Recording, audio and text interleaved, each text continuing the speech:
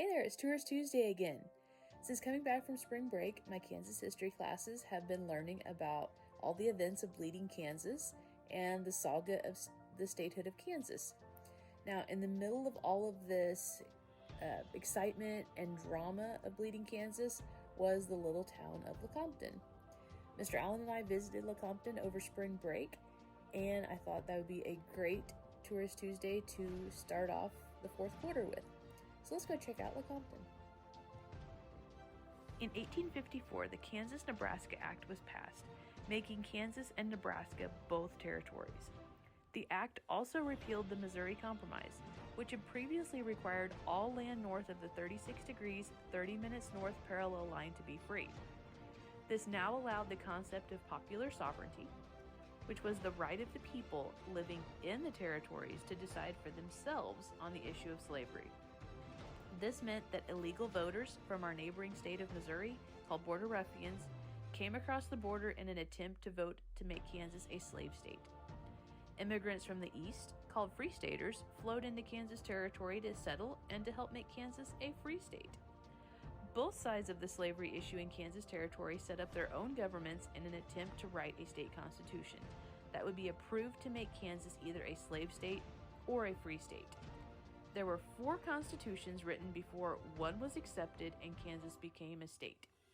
Lecompton was founded as a pro-slavery town in 1854 and was officially named the territorial capital in 1855. In the fall of 1857, a convention met in Lecompton's Constitution Hall to draft the Lecompton Constitution, which would have admitted Kansas to the Union as a slave state.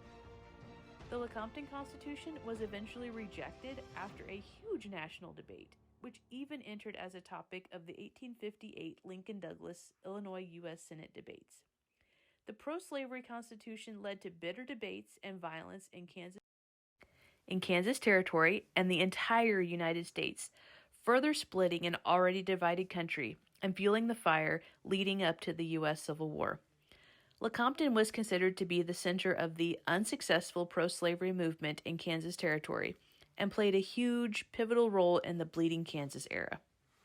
Now today, you can step back in time to see where all this history happened by visiting the Lecompton Constitution Hall, where the pro-slavery Constitution was drafted in the second floor of the building, while the lower floor was used as a federal land office and private law offices.